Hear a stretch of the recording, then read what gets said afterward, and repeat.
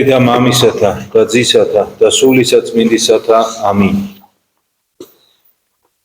სიტყვა თქმული წმინდათა შორის მამისე ჩვენისა ეგნატე ბრანჩანინოვისა. სწავლება დიდი მარხვის მეოთხე კვირას. მარხვის მნიშვნელობა დაცემულ სულებთან მიმართებით.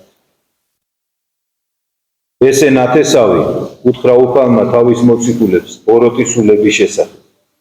ვერ შესაძლებელ არის განსვლა მათი შემკრომლებისაგან, გარნა ლოცვითა და მარხვითა. აი მარხვის ახალი მხარე. მარხვას ღმერთი იღებს, როცა მას წინ უძღვის დიდი სათნოება მოწყალება. მარხვისთვის ჯილდო მზადდება ზეცაში, როცა მისთვის უცხოა თვალქმაქცობა და ამპარტავნება. მარხვა მოქმედებს, როცა მასთან შეერთებულია მეორე დიდი სათნოება, ლოცვა. და როგორ მოქმედებს? არა მარტო ადამიანის სხეულში ლაგმავს ბნებებს, არამედ ბოროტ სულებთან ბრძოლას იწყებს და ამარცხებს მათ.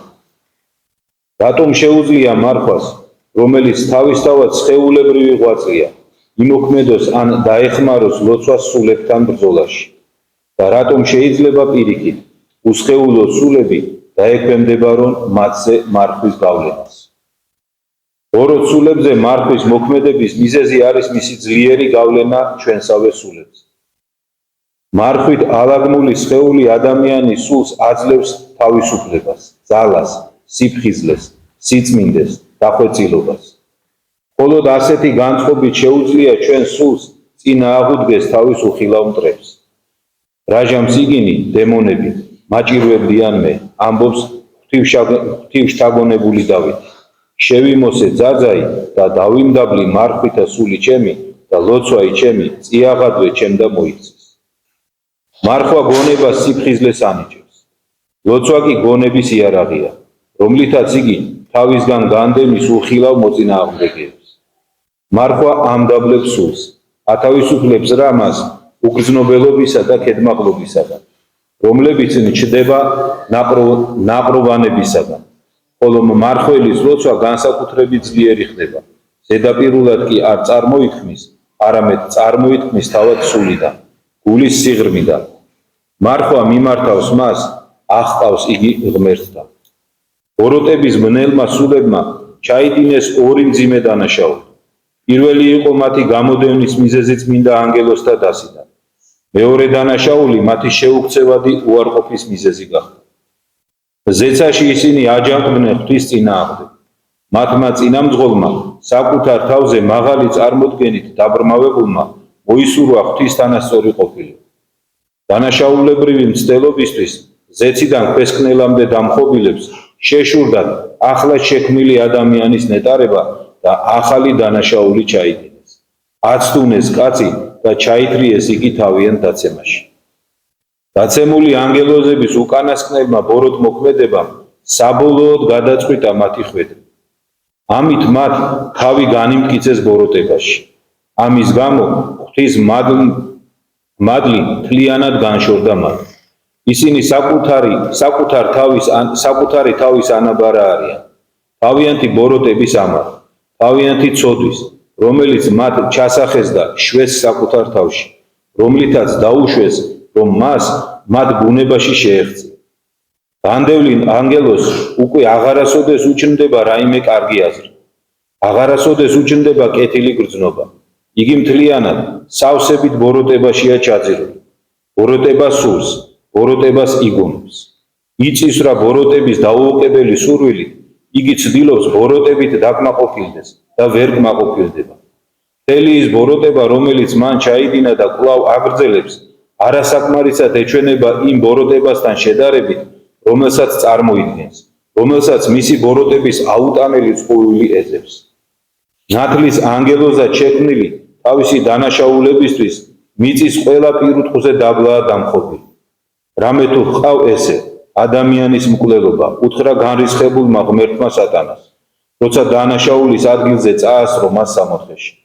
ადამიანების მახლობლად, რომლებიც მან ისის იყო დასცა. წყეულიყავ შენ, ყოველთაგან პირუტყვდა და ყოველთაგან მხეცდა ქვეყანისა. კერძსა ზედა და მუცელსა ხვიდოდი და მიწასა სჭამდე ყოველთა დღეთა ცხოვრებისა შენისა. უხორცო სული განწირულია მხოლოდ და მხოლოდ მიწიერი, ღნებიანი აზრებისა და შეგრძნებებისთვის.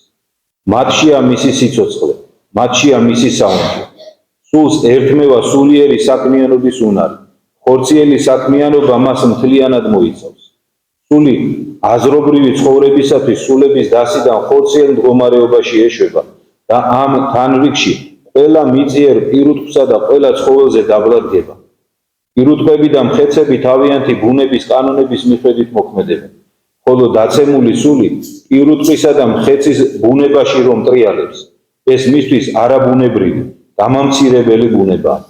მას ამ ბუნებაში არ სურს და არ შეუძლია სწორად იმოქმედოს. იგი ამ ბუნებას მუდმივად ბოროტად იყენებს. დაცემული ანგელოზის ასეთი ცოდვილი შენივთება მას უქვემდებარებს მარხვის გავლენას, რომელიც ათავისუფლებს ჩვენ სულს ხორცის ბატონობისაგან. დაცემული ანგელოზი, რომელიც მმარხველს უახლოვდება, ვეღარ ხედავს იმ ნივთიერ უპირატესობას, რომელიც მას სურს და სჭირდება. მარხვით სასიკეთოდ გაგრილებული სისხლის აღშფოთება აღარ შეუძლია. იგი ვეღარ აღაგზნებს ხორცს, რომელიც აღარ არის მიდრეკილი თამაშისკენ. მარხვით არის ალაგმული. მას აღარ ემორჩილება გონება და გული, რომლებმაც მარხვის გამო განსაკუთრებული სულიერი სიძლიერე იგრძნეს. წინააღმდეგობის დანახვისას ამაყი დაცემული სული უკან იხევს, იმიტომ რომ ვერ იტანს წინააღმდეგობასა და დაპირისპირებას. მას უყვარს დაუყოვნებელი თანხმობა, დაუყოვნებელი მორჩილება. მიუხედავად იმისა, რომ იგი კერძსა და მუცელსა ხოხავს, მიუხედავად იმისა, რომ მხოლოდ მიწით იკვებება, ფიქრი იმისა, რომ ღმერთივით იყოს არ ტოვებს. იგი ეძებს თაყვანისცემასა და თაყვანისმცემლებს. მან გაბედა ღვთის ძისთვის ეჩვენებინა ყოველი სუფევანი სოფლისანი გამოხატვითა ჟამისაი. აღუთქვა მიეცა მისთვის ამის ყოვლისა ხელმწიფებაი და დიდება მათი და ამისათვის თაყვანისცემა მოითხოვა. და ახლა იგი არ წყვეტს ღვთის ძის მიმდევრებისთვის სოფლის სიამეების წარმოდგენას. ოცნებაში ხატავს მათ ყველაზე მაცდუნებელი მხარეებითა და ფერებით. იმისათვის, რათა მათ რამენაირი მოტყუებით საკუთარი თავის თაყვანისცემა გამოსტაცოს. წინააღმდეგით ეშმაკსა და იუტოდის თქვენგან, თქვა წმინდა მოციქულმა იაკობმა. ხოლო მეორე მოციქულმა თქვა, ყოველსა შინა აღიღეთ ფარი იგი სარწმუნოებისაი, რომლითაც შეუძლოთ ყოველთა მათ ისართა ბოროტისათა განხურვებულთა დაშვება. რწმენის ძალით აღვაპყროთ გონების თვალი მარადისობისკენ, გამოუთქმელი ნეტარებისკენ, რომელიც მარადისობაში ელოდება მართლებს და გამოუთქმელსავე ტანჯვას, რომელიც ელის იქ გველის შეუნანებელსა და ჯიუტ მიმდევრებს. ასეთი ჭვრეტა ჩვენთვის შესაძლებელია მხოლოდ მაშინ, როცა სხეულს მოვიწესრიგებთ და მოწესრიგებულს შევინარჩუნებთ მარხვით. როცა წმინდა ლოცვით, რომელიც მხოლოდ მარხვის დროს არის შესაძლებელი, შეუერთებით უფალს, გავხდებით ერთ სულ. გველი გულმოდგინებით ხოხავს მიწაზე, მასზე ზემოდან წარმოთქმული განაჩენის შესაბამისად. თქვა წმინდა იოანე ოქროპირმა. თუ გსურს თავი დაიცვა მისგან დაგესვლისაგან, გონებითა და გულით მუდამ მიწის ზემოთ იყავი. მაშინ შენ შეძლებ მას შეეწინააღმდეგო და რადგან იგი ამაყია და წინააღმდეგობას ვერ იტანს, გაიქცევა შენგან. მაინც სად არიან უწმინდური სულით შეპყრობილი ადამიანები? სად არიან ის ადამიანები, რომლებსაც იგი გააწამებდა და დატანჯავდა? როგორც აწამებდა და ტანჯავდა სახარებაში ახლა მოხსენიებულ ახალგაზრდას. როგორც ჩანს, ისინი არ არიან, ან და ძალიან იშვიათად არიან. ასე მსჯელობს ის, ვინც ყველაფერს ზედაპირულად უყურებს და თავის მიწიერ ცხოვრებას მსხვერპლად სწირავს უყურადღებობასა და ცოდვილ სიამეებს. წმინდა მამები სხვაგვარად ზჯიან. თავისუფლებამ, რომელიც ეშმაკმა დემონებთან ერთად მოიპოვა და რომელსაც ისევ ურჩობის წყალობით ადამიანიც ეზიარა, იგი განაშორა ღმერთს და გააძევა სამოთხიდან. სულიც იმ წვალებისა და ტანჯვის მსგავსი სატანჯველებით იტანჯება, რომლებითაც როგორც სახარება მოგვითხრობს, ახალგაზრდა კაცის სხეულს ტანჯავდა ბოროტის სული. განსაკუთრებით ის სული, რომელიც ნებით ემორჩილება მის გავლენას და ჭეშმარიტებად აღიარებს იმ მომაკვდინებელ სიცრუეს, რომელსაც იგი გამუდმებით გვთავაზობს ჩვენს დასაყრდნად. ფარავს რა მას ჭეშმარიტების ნიღბით, უფრო მოსახერხებელი მოტყუებისთვის და უფრო წარმატებული ბოროტ მოქმედებისთვის. განიფრთხეთ, მღვიძარე იყვენით, ვაფრთხილებ წმინდა მოციქული პეტრე, რამე თუ წინა მოსაჯული თქვენი ეშმაკი, ვითარცა ლომი მყვირვალი მოვალს და მიმოვალს და ეძიებს. ვინცა შთანთქა, რომელსაც წინა აღუდექით მტკიცენი სარწმუნოებით. რა საშუალებებით მოქმედებს ჩვენზე დაცემული ანგელოზი? უპირატესად ცოდვილი გულის სიტყვებითა და ცოდვილი ოცნებით. თავის მოწინააღმდეგეებს გაურბის, ხოლო მათ, ვინც მას ვერ ცნობს, ვინც ესაუბრება და ენდობა, არყევს, ტანჯავს და ღუპავს. რადგან თვითონ ხოხავს მუცლით და სულიერი გულის სიტყვების უნარი არ გააჩნია, ამიტომ ჩვენი წარმოსახვის წინაშეც თვალწარმტაცად ხატავს ამ წარმავალ სამყაროს მომხიბვლელობითა და სიამეებით და ამასთანავე განუხორციელებელი ოცნებების აღდგენაზე სულთან საუბარს აბამს.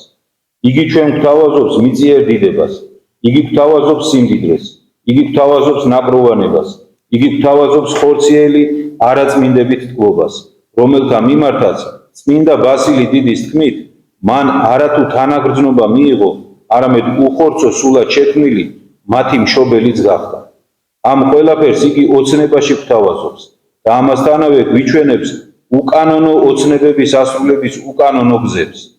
იგი გვაგდებს მწუხარებაში, გულგატეხილობასა და სასოწარკვეთილებაში. ერთი სიტყვით, იგი დაუღალავად ზრუნავს ჩვენი დაღუპვისათვის. როგორც ერთი შეხედვით სასიკეთო, ისე აშკარად მავნე საშუალებები. აშკარად ცოდვითაც და სიკეთის ნიღბით დაფარული ცოდვითაც. რომლებსაც სატყუარად სიამოვნების ფერუმარი რისცხია. ესე არის ძლევაი, რომლითა ძლევს სოფელსა სარწმუნოება იჩვენე. ამბობს წმინდა იოანე ღვთისმეტყველი. რწმენა არის სოფელზე გამარჯვების იარაღი. ამასთანავე დაცემულ ანგელოზებზე გამარჯვების იარაღიც. ვინ არის იგი, ვინც რწმენის თვალით შეჰყურებს ღვთის სიტყვით გამოცხადებულ მარადისობას და გულგრილი არ გახდება სოფლის ხანმოკლე უპირატესობების მიმართ. განაჩვენი უფლის იესო ქრისტეს ჭეშმარიტი მოსწავლე მოინდომებს მისი ყოვლადწმინდა მცნებების გათევლას ცოდვით ტკბობისათვის, რომელიც მანამ სანამ იგემებ მიმზიდველი ჩანს, ხოლო როცა იგემებ საძაგელი და მკვლელი.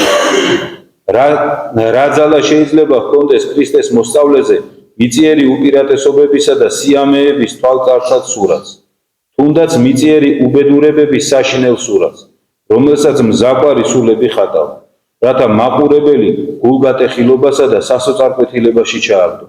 როცა ღვთის სიტყვის ძალით მის სულში მარადისობის სურათია აღბეჭდით, რომლის წინაშეც მთელი მიწიერი ფერწერა გაფერმტარებულია. წმინდა იოანე ღვთისმეტყველი, რომელმაც გვაუწყა, რომ ესი არის ძლევაი, რომლითაც ძლევს სოფელსა სარწმუნოება იჩვენი, მიესალმება ქრისტეს ჭეშმარიტ შვილებს, რომლებმაც სძლიეს სოფელს, გაიმარჯვეს დაცემულ ანგელოზსა და მისი მოსამსახურე სულების გუნდზე. მივსწერ თქვენ და ჭაბუკნო, ამბობს იგი, რამე თუ გიძლიებიეს ბოროტისაგან. ჭაბუკებად აქ წოდებულნი არიან ქრისტიანები, რომლებიც განახლებულნი არიან ღვთისმადლით. როდესაც ქრისტეს მსახური გამოავლენ სათანადო სიმამაცეს და მუდმივობას ბოროტის სულების წინააღმდეგ ბრძოლაში, მაშინ ღვთის მადლი გადმოდის მის სულში და გამარჯვებას ანიჭებს. მაშინ განახლდება ვითარცა ორბისა სიჭაბუკე მის. ის უბერებელი სიჭაბუკე, რომლითაც იგი შემოქმედის მიერ იყო შემკული შექმნისას და რომელიც ნებაყოფლობით დაცემისას უკურნებელმა სიძველემ შეცვალა. უგიყვარან სოფელი ესე, ნუცაღა რა იარს სოფლისაი ამის. უკვე თუ ვისმე უყვარდე სოფელი ესე, არა არს სიყვარული მამისა იმისთანა, რამე თუ ყოველივე სოფელსა შინა ესი არს. გულის თქმაი ხორცთაი და გულის თქმაი თვალთაი და სილაღი ამის ცხოვრებისაი. და ესი არა არს მამისაგან, არამედ სოფლისაგანი არს. და სოფელი ესე წარხდეს და გულის თქმა იმისი, ხოლო რომელმა ხოს ნება იღმთისაი, იგი გიეს უკუნისა. საყვარელო ძმებო, ჩვენც რატომ არ უნდა ვიყოთ სოფლისა და სოფლის მხრობელის მძლევრები?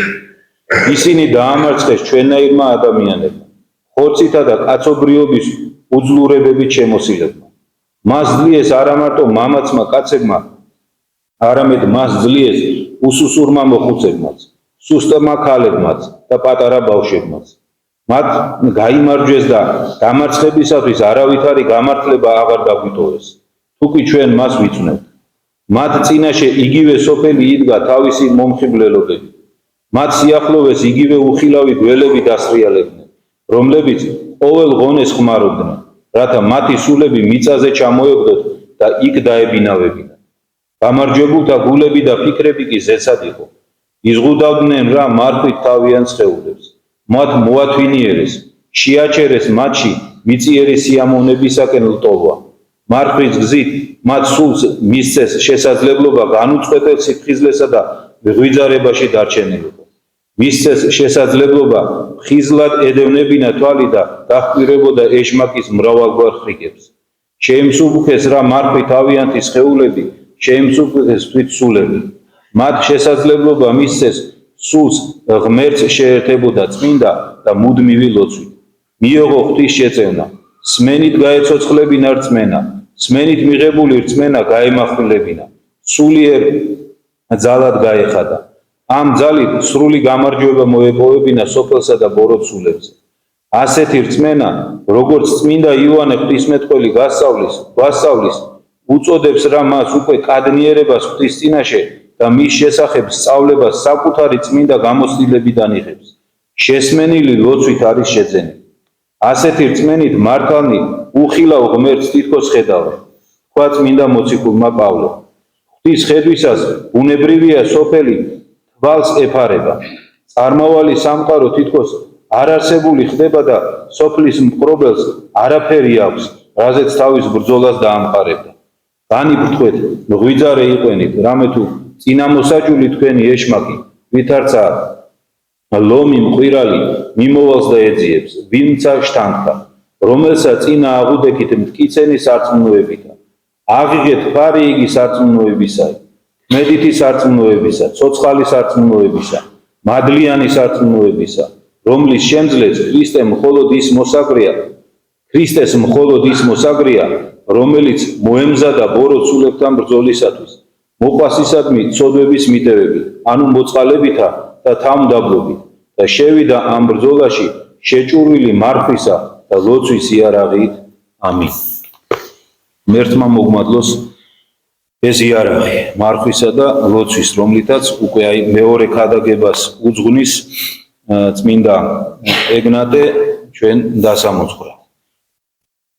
მართლაც ერთხმად გავმეორდები, ერთხმად ყველა წმინდა მამა ამბობს, რომ მარხვის გარეშე ადამიანის სულიერი წარმატება არის გამორიცხული. დღევანდელი ქადაგებით ძალიან ნათლად აგვიხსნა წმინდა მღვდელმთავარმა, თუ რატომ არის ეს ასე. იმიტომ რომ ეშმაკი მისადგომს თითოეულ ადამიანთან ოულობს მხოლოდ და მხოლოდ მის თითოეული ამ ადამიანის ხორციელ სურვილებში. მხოლოდ და მხოლოდ მას. იმიტომ რომ ნახეთ რა კარგად აგვიხსნა წმინდა მღვდელმთავარმა, რომ მასო სხვაზე ფიქრი არ შეუძლიაო, სხვას ვერაფერს ვერ მიუდგება. ის დაიწყევლა ღვთისგან იმის გამო, რომ აცდუნა ადამიანი და მიესაჯა მას ეს სასჯელი, რომ ის ვეღარასდროს სულიერს ვერაფერს ვეღარ იფიქრებს და ვეღარ მოინდომებს. აქედან გამომდინარე, მისი ერთადერთი იარაღი ჩვენს წინააღმდეგ საბრძოლველად არის ჩვენი ხორციელი სურვილები. სხვა იარაღი მას არ გააჩნია. და რადგან მარხვა არის მოწოდებული სწორედ აი ამ ჩვენი ხორციელი სურვილების დასამორჩილებლად, აქედან გამომდინარე, რაც უფრო ესე ვთქვათ, მკაცრია ადამიანი მარხვაში თავისი სულიერი ძალების შესაბამისად, რაც უფრო განიწმინდება ადამიანი და რაც უფრო მეტად განეშორება ადამიანი ხორციელ სურვილებს, ვნებებს, მით უფრო დაცული არის ის ბოროტისაგან. და ნახეთ რა კარგად ამბობს წმინდა მღვდელმთავარი, რომ ეშმაკს არ უყვარს, როდესაც მას ეწინააღმდეგებიან. და მოციქული სიტყვა მოყავს, იაკობ მოციქული სიტყვა, რომ მას ვინც ეწინააღმდეგება, ის განეშორება მას. იმიტომ რომ ის სურვილიო, ნახეთ, აი რა კარგად შენიშნავს, რომ სურვილი ღმერთად ყოფნის მას არ განქარვებია. ეს სურვილი დარჩა. ამიტომ ის ვერაფრით ვერ იტანს, როდესაც მას არ ემორჩილებიან. ჩვენი თავი განვიხსენოთ. აი, როდესაც ვინმე არ გვისმენს, ჩვენი ქვეშევრდომი იქნება ეს, შვილი იქნება თუ არა აქვს მნიშვნელობა. აი, გულწრფელად დაფიქრდით, შიგნით რა გემართებათ. ეხლა წარმოიდგინეთ, ეშმაკს რა დაემართება. ეშმაკი ყველაზე მეტად ვერ იტანს, როდესაც ადამიანი არ უჯერებს. და თუ დაინახა, რომ ადამიანი მას არ უჯერებს და ამარცხებს, ამას ის ვერ ითმევს და აუცილებლად ესეთ ადამიანს განეშორება. და ძალიან კარგი, ამით დავასრულებ, რომ ძალიან არ დავიღალოთ. ძალიან კარგი ერთი შენიშვნა სიტყვა მინდა რომ უბრალოდ ხაზგასმა გავაკეთოთ, მინდა მღვდელმთავრის რომ ყველამ დავიმახსოვროთ. ესეთი რამე თქვა და დაგვარიგა, რომ მუდმივობა შევინარჩუნოთ იმ სურვილში, რომ ღვთისათნო ცხოვრებით ვიცხოვროთ. მუდმივობა, აი ნახეთ, როგორც კი დაინახავს ღმერთი, რომ ადამიანი მუდმივია ამ თავის სურვილში და მიუხედავად თუნდაც მრავალჯერადი დაცემისა, ის მაინც ფეხზე დგება და იგივე მიზნისკენ ჯიუტად მიდის, ასეთ ადამიანთან ღმერთი უკვე მოდის, მასთან ივანებს და აძლიერებს და ესეთი ადამიანი ძალიან იოლად ამარცხებს, უკვე 1000-ჯერ იმაზე მძიმე ძნელად დასამარცხებელ ბუნებებს, ვინმე მანამდე უჭირდა იმას დამარცხება. ამიტომ ეს მინდა ხაზგასმით, შეიძლება წელს ვერ უმარხულობთ ისე როგორც საჭიროა. არ უნდა დანებდეს ადამიანი, არ უნდა თქვას, რომ ჩემგან არაფერი გამოვა და არ უნდა მიეცეს ხორციელ თბობას და არა. დაარღვიე მარხვა, წაიქეცი ადექი ფეხზე ისევ ისე გააგრძელე. თავს ნუ მოვიტყუებთ. პეტრე მოციქულმა გაგვაფრთხილა, რამოდენიმეჯერ გაგვიმეორა წმინდა მღვდელმთავარმა დღეს თავის გადაგებაში, რომ ეშმაკი როგორც მრღვინავი ლომი ისე დადის და ეძებს, ვინც არ წმიდოს. ის ჩვენზე გაცილებით გამოცდილია. გაცილებით გამოცდილია. და თუ ჩვენ იმ სფეროში შევალთ, რა სფეროშიც ის მოღვაწეობს, ხორციელ სფეროში, ის იქ აუცილებლად გვამარცხებს. მაგრამ თუ მარხვით განვიწმინდავთ ჩვენ თავს, იმ სფეროს მოვცილდებით, სადაც ის ძალიან ჭკვიანი არის, მაშინ იქ უკვე უძლური ხდება. ამიტომ არის მნიშვნელოვანი ისევ იგივეს დაუბრუნდები. ჩვენს შვილებზე მარხვის შეყვარება თავიდან. ამიტომ არის ეს უაღრესად მნიშვნელოვანი. იმიტომ რომ ბავშვი თუ ბავშვობიდანვე, პატარაობიდანვე თუ ის მიეჩვია ხორციელი სურვილების აღსრულებას, მე როგორ ფიქრობთ, რა საკიდან გადააჩვევთ თქვენ მას ამას? ვეღარ გადააჩვევთ. ეს ესეთი იქნება ბოლომდე. ამიტომ არის მნიშვნელოვანი, რომ ბავშვიც, თქვენ როგორ გონიათ, რომ ბავშვს ერიდება, ეშმაკი ჯერ პატარაა და ამაზე ამის წარწმედას არ მოვინდომებ, ხო ასე ფიქრობთ? ხომ არ ფიქრობთ ესე? და ხომ არ ფიქრობთ ასე არც ერთი? ეშმაკისათვის თითოეული არ აქვს მის ასაკს მნიშვნელობა. თითოეული ადამიანის დაღუპვა მისთვის არის უმნიშვნელოვანესი. ნეტაი ჩვენ გვინდოდეს ისე ჩვენი თავის გადარჩენა, როგორც მას ჩვენი დაღუპვა უნდა. კარგად იქნებოდა მაშინ ყველა ჩვენთაგან ისა. ამიტომ ეშმაკი იწყებს ბავშვის დაღუპვაზე, ზრუნავს მისი დაბადებიდან. მისი დაბადებიდან ზრუნავს ამაზე.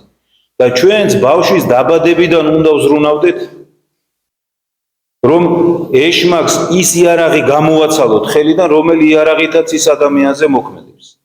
ანუ სულიერი სურვილები, ბოდიშვიხი, ხორციელი სურვილები და მიდრეკილები. წმინდა თეოფანე დაყუდებულს აქვს საოცარი სიტყვა ბავშვთა აღზრდის შესახებ.